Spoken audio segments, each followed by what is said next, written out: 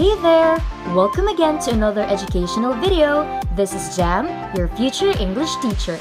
Today, I'm going to show you a mock demonstration of the English 7 lesson based on the learning competency in the English Curriculum Guide, the figures of speech that show comparison. In the video, you can see the digital tools being utilized in the classroom instruction for language learning and the digital application in carrying out the lesson. Good morning, class! It's another day and another chance to learn new things. To start our day, let's have first a prayer. Julia, kindly lead the prayer. In the name of the Father, the Son, and the Holy Spirit. Okay, before you sit, kindly pick up some pieces of paper and arrange your seats accordingly.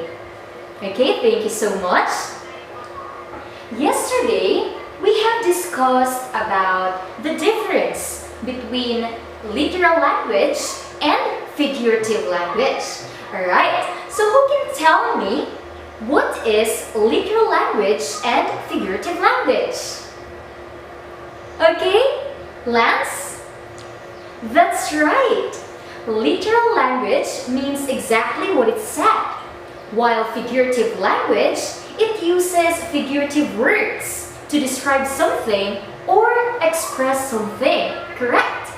You have just comprehended our lesson yesterday, and today we are going to have a new lesson. But before that, let's have first an activity, and that is called Draw Me. What you're going to do is to bring out the materials that I have told you yesterday. Those are long bond paper, your coloring materials, and your pencil. Okay? You have to draw an object or a symbol that best describes you. It can be your personality, your attitude, your hobbies, even your strengths and your abilities. Okay? So you have to draw that one in your long bond paper. So just like this. Say for example, I have drawn an apple. Okay? Which best describes me. And during the presentation, since you would present that, and I will call 5 students to present their output, you would say, I am like an apple, sweet as an apple.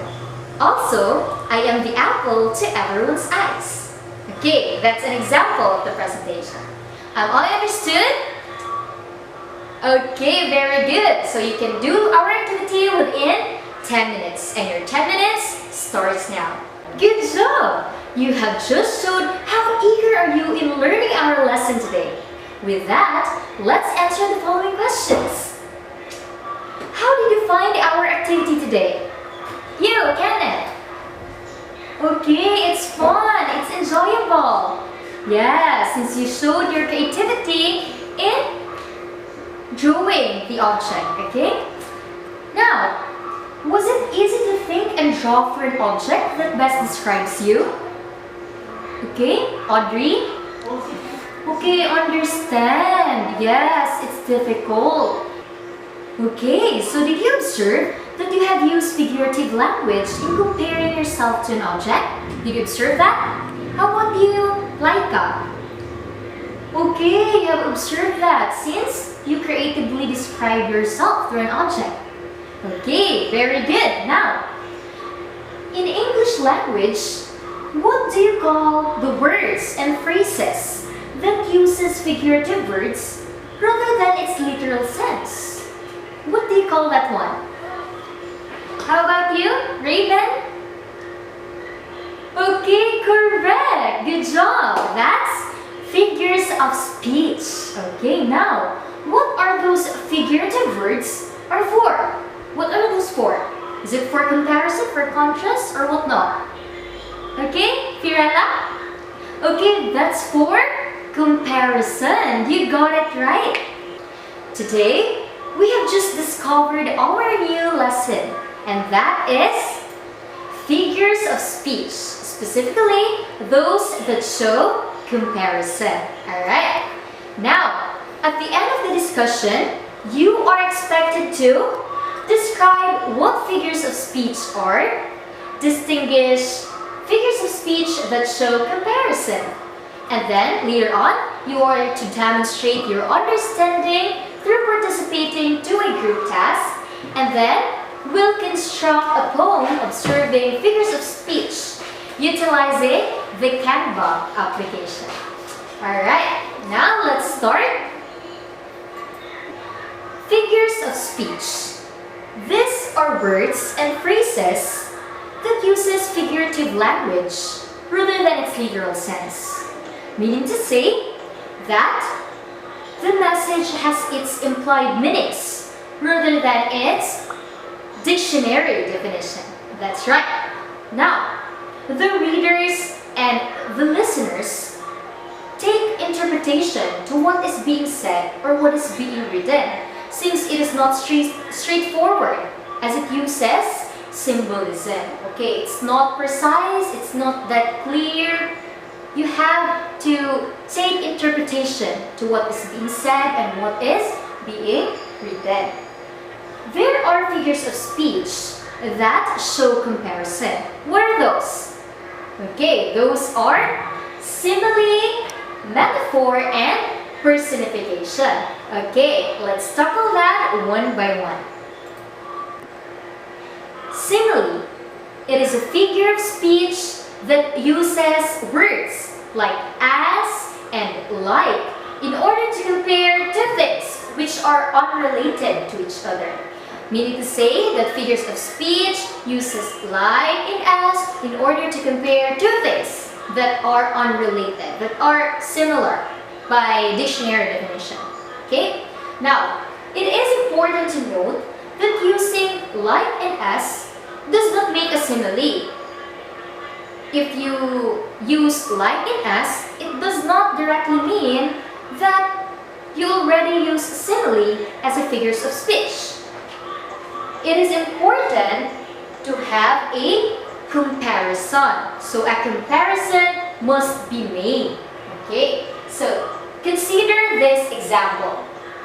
I like pizza. Okay. Is it a simile or not? It is not. Since there is no comparison, the statement only says that I like pizza. There's no comparison. Now, this example. The moon is like a pizza. It is a simile or not? Okay, very good.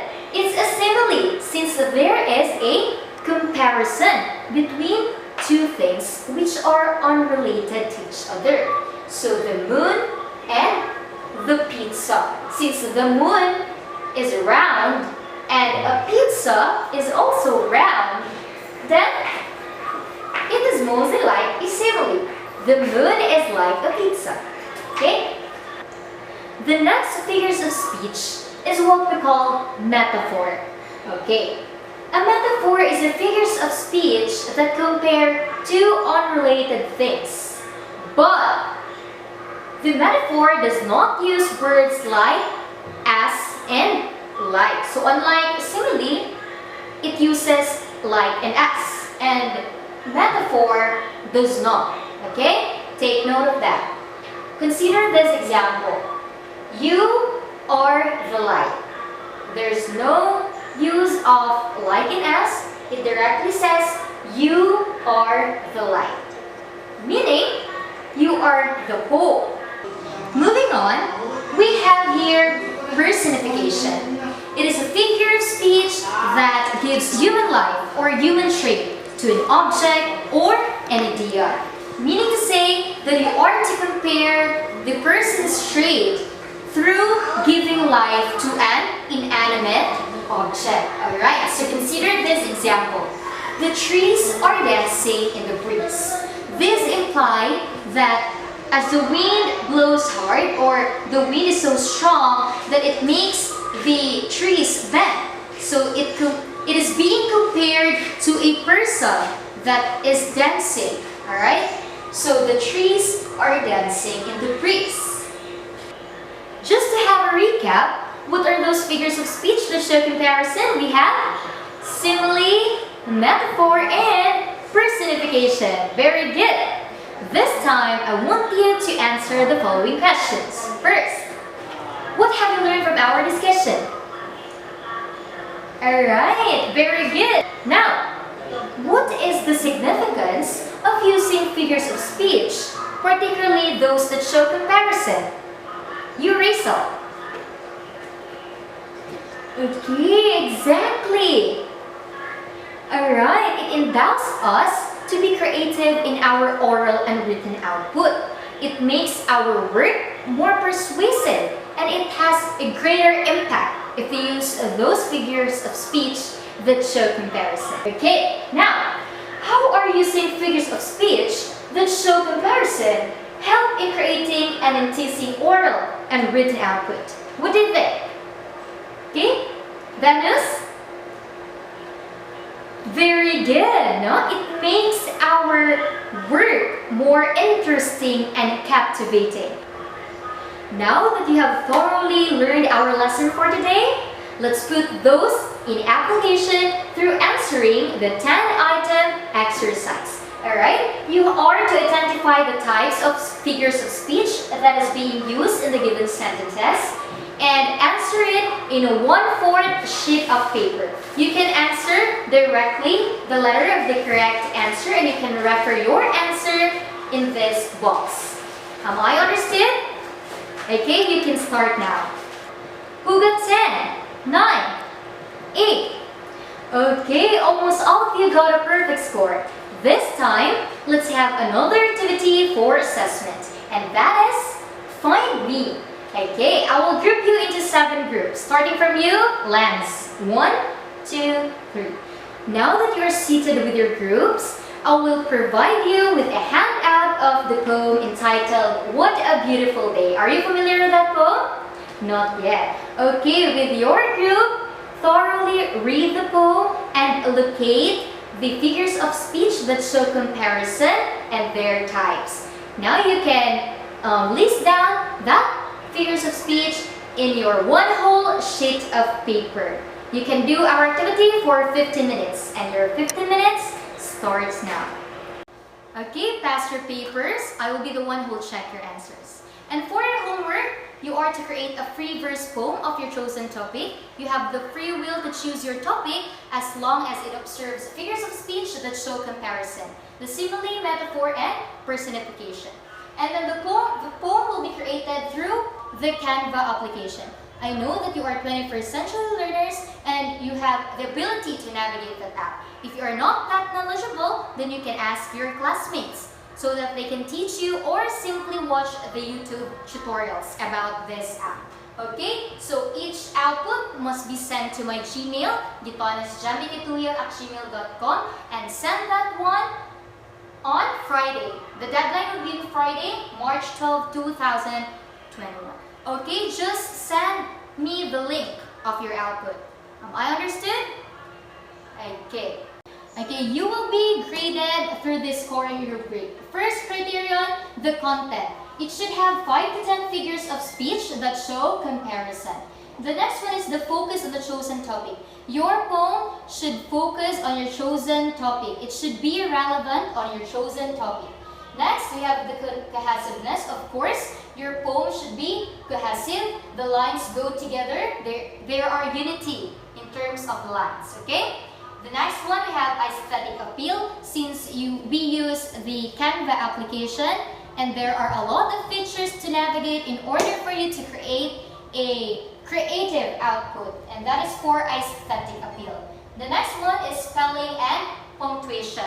Your poem should be grammar-free. There's no wrong in spelling and punctuation. Don't forget to send your assignments. The deadline would be on Friday, March 12, okay?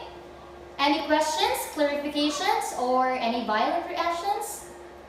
Okay, since none, let's call it a day.